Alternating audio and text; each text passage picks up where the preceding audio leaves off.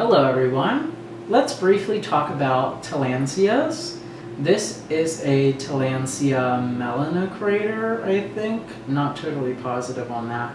These guys are also frequently referred to as airplants, and they are called that for a good reason. These do not require any kind of growing medium or soil or anything like that. Oftentimes you're going to be hard pressed to find any with roots on them, which is very normal as well. Very minimal root growth, if any. These are a flowering type of species that are oftentimes found on larger trees or plants or anything like that. Naturally, they occur like on branches or things like that. They will actually pick up on humidity in the air or rainwater to get their nutrients and their watering. So these guys are super fun. Light requirements, it varies depending on the species. If you have something like a bulbosa, which I do have one and I will make another video on that, you are going to give it less light. However, more commonly than not, air plants are going to really enjoy some bright indirect light to even a little bit of bright direct light.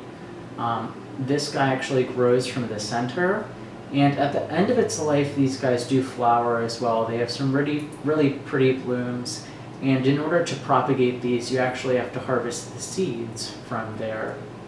So as your tillandsia dries out, you'll see the trichomes on it start to give it like a frosty white appearance.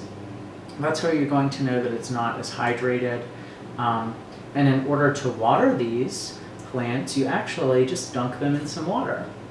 So this is just a jug of filtered water that I have room temp, and I'll just sit this guy in there for a few hours or even overnight and just let it in there to kind of soak up some water and get some hydration.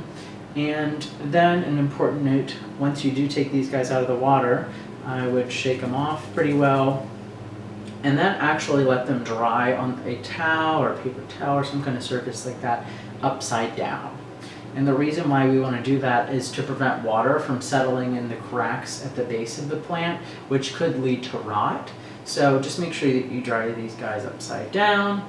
And like I said, I have this guy in a north-facing window that receives some direct sunlight. Actually, it's a northeast-facing window, I guess. But these guys are pretty easy to care for. You don't really have to worry about pests or repotting or tons of watering. You'll get a feel for how often you need to water these guys.